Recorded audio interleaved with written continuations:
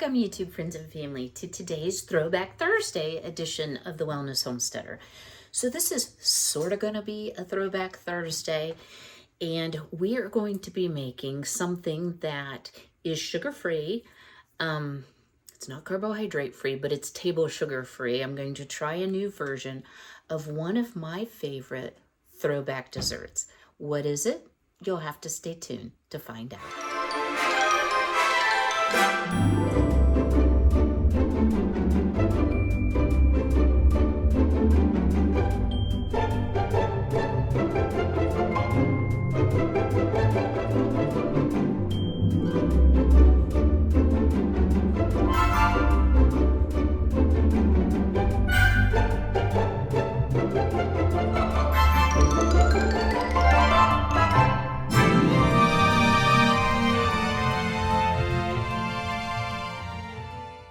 Well, I hope you all are having some good weather. Today it is supposed to be 70 degrees. I'm actually filming this on Wednesday. Y'all will see it on Thursday. You can't really see out the window too well, but the sky is blue. The sun feels warm. It's still a little chilly. It's, oh, the hand's right in front of it. I think it's in the 50s already, so it is going to be a very nice day. However, Monday's high is going to be only in the 30s with a low in the 20s. So old man winter still has his grip. But today I thought we would make, I've been kind of craving a treat, a dessert, but I don't want to just, buy a pie or make a pie because that's way too much sugar for what I'm trying to do to be compliant with the diabetic diet. So I am going to be making some old-fashioned rice pudding with raisins. So when I was growing up, my mom was not a fan of rice pudding at all, so she never made it. I had never had it. And we used to, every once in a while, chickens are knocking at the door, sorry guys, go to a cafeteria after church, kind of as a group of people, and they had rice pudding with raisins, and I loved it. It was sweet. It was vanilla. Y'all know chocolate's not my favorite sweet, so to speak. So I thought, I should definitely, oh, water's boiling. I should definitely try making some. So what I have here on the stove is 1.5 cups of water. I have rinsed very well 3/4 cup of long grain rice. So the long cooking rice, not minute rice. Now, I looked at a couple recipes and I want to share the throwback part of it with you. So let me get this to a boil without, oops. That's going to be pretty quick. Okay. So we'll turn it to low and then I'm going to put a lid on it. And what the recipe actually says, reduce heat to low, cover and simmer till rice is tender and liquid has been absorbed. About 20 minutes. Don't turn on your microwave. Hit the timer button. Oh my word, am I gonna start over already? I hope not. So I pulled out one of my favorite Better Homes and Gardens dessert cookbooks. Now this one is from 73, so it is not as old as some of the 50s, 60s, but look how elegantly, and this is not rice pudding. Oh, okay. I knew I was going to do that. Look how elegantly this is served. So this is a butterscotch crunch. So it's like butterscotch pudding with brown sugar and nuts and all oats and all kinds of goodies in it. So I wanted to know, what is the difference between a modern recipe from allrecipes.com and an old-fashioned recipe? In an old-fashioned recipe, the proportions are a little bit different, but they actually cook the rice in milk and they put everything in together and they cook it all together. In this recipe, you pre-cook your rice for 20 minutes and then you put it in a clean pan with your milk, your sugar, we're going to use artificial sweetener, and salt, and cook it for an additional 15 minutes. Then you add egg, raisins, and this recipe does not call for cinnamon. Hello. And I don't like nutmeg, but a lot of old-fashioned rice pudding recipes will also call for some nutmeg. So I'm gonna put the lid on now, see if we cannot boil over. And then I want to take you over and I want to show you my seedling situation, because we have a situation on hand. So we will be doing some uppotting very soon. So hang tight. I am really hoping that this helps. Someone commented that the lights were painful on the eyes, so I've turned the light off. These are Amish paste and Roma, Better Boy, and beefsteak tomatoes. And y'all, if you can see, they're pretty tall. I have some orange spice peppers, a few jalapenos. I have replanted some in the other. And yeah, I forget what's back here. Oh, Sugar Rush peach peppers. So when your seedlings start to get the second set of leaves, they start to get leggy. You can see they're growing over towards the light. It's time for uppotting. So let's go look at my other arrow garden and see what kind of progress we've made there. All right, y'all, more tomatoes. I told you not to let me plant so many. Back here in the corner are like cherry tomatoes, but they're called black strawberry. We have a bunch of cucumber up. We have some hollyhock, still no toothache plant, and I don't have any more seeds, so we'll probably put something else in here. I have some coneflower starting, and then some, sorry guys, can't even tell what it is. Can't read my own writing. Snapdragons. These are snapdragons. They sprouted very well. I have a few sweet peppers coming up, and then yesterday I planted more jalapenos because I don't have enough. So I'm not going to pull out what hasn't germinated quite yet, with the exception of probably the toothache plant. And sometimes they still look fuzzy like that, and up will pop a plant. So I'm not ready to give up on that yet, but we have a really good start. And I think a lot of these are ready, you know, maybe not these tiny ones, but a lot of them are ready for a bigger pot. I have more plugs.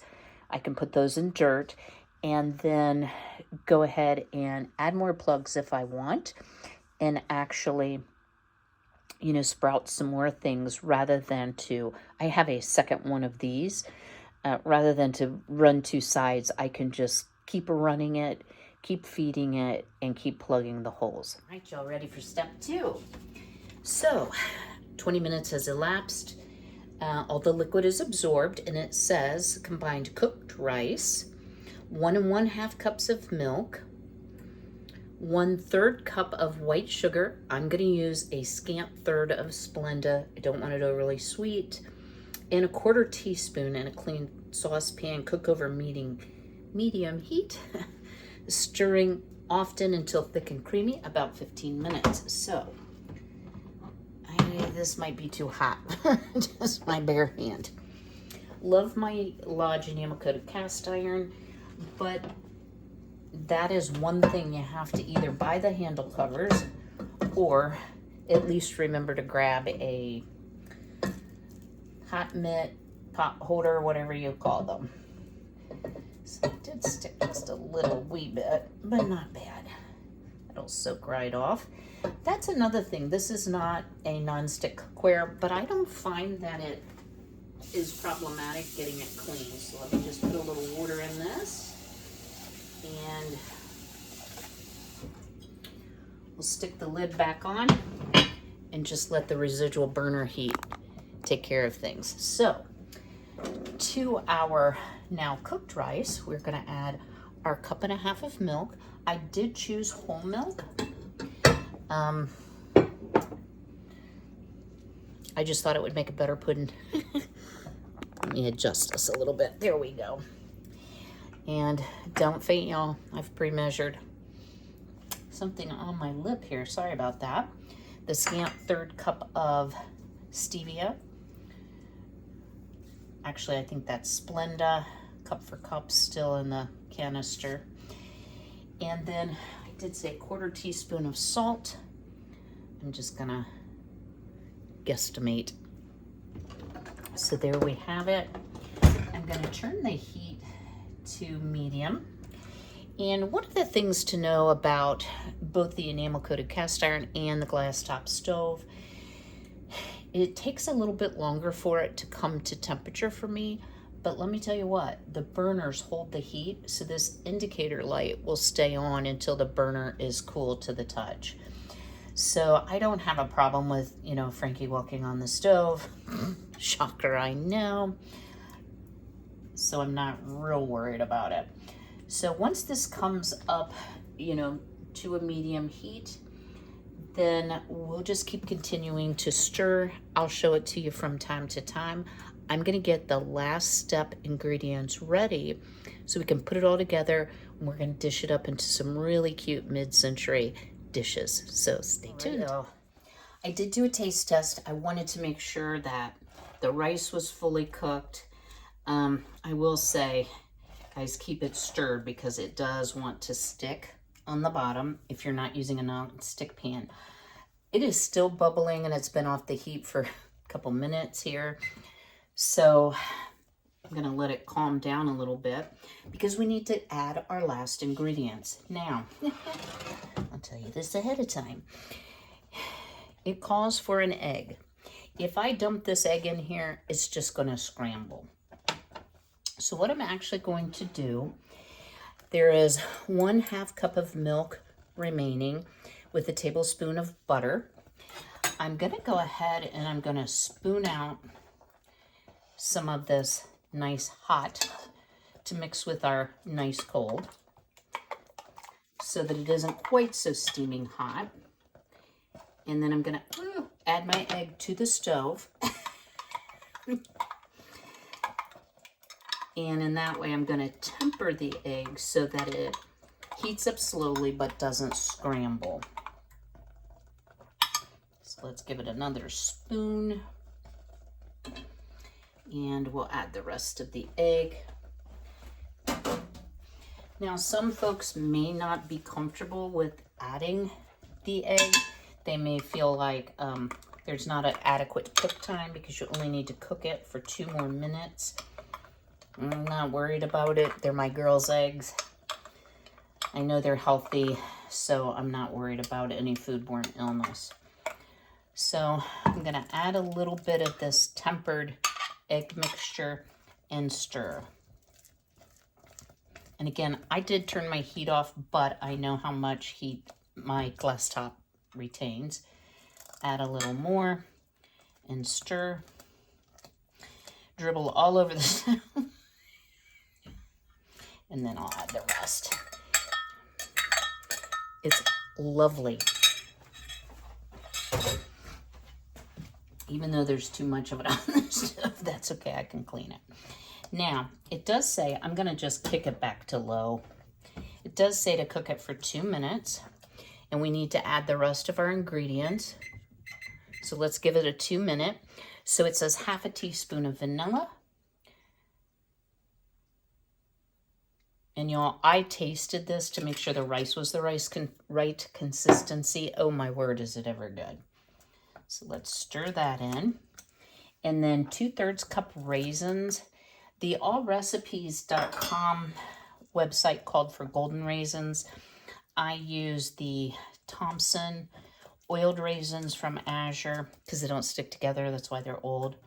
And that looks like just the right amount. You want more, add more. And then y'all, I'm gonna add some cinnamon. Let me grab a clean spoon. I'm gonna add about, let's try 1/2 teaspoon. This is Ceylon cinnamon, so to me it has more of a true cinnamon flavor, and I don't want it to overpower the sweet milk taste. So while it still has about another minute, let me give this a quick taste. It is screaming hot, but there you go. There's the consistency.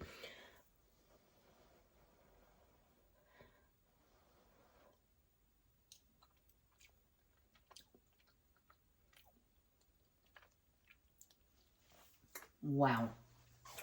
Wow, wow, wow. I would put a little bit more cinnamon maybe. So let me get this dished up. We have 15 seconds.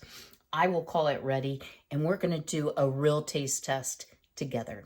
Stay tuned. All right, y'all, moment of truth. So these little cutie patooties are from the 1950s. This is an aluminum base. The cup comes out. Unfortunately, the cups are extremely fragile, and I've lost a few. I have various color vases. I have a gold, I have a silver, and this made 5 generous servings plus some. I could have gotten 6. I tried to fill it up, you know, for showing. But it's still steaming. Can you see? Let me put it in front of my sweater. Not really. Let's give it a taste test fully plated up. So it's very creamy, very hot. And I did add a pinch more cinnamon.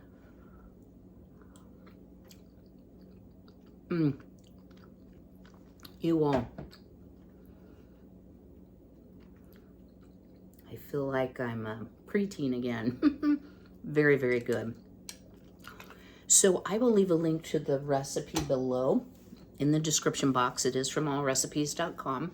Just remember that I made the substitution from granulated sugar to a little less than a 1/3 cup of Splenda. I like it. It isn't overly sweet. To me, when you get too much artificial sweetener, it can be cloyingly sweet, almost to the point of being bitter. I don't like that overly sweet taste. So I'm learning, you know, it's new adventures, new adventures in cooking since I needed to modify my diet. So I wasn't sure if I would get this video done today or not. And I'm still not sure whether I will have a video up on Saturday.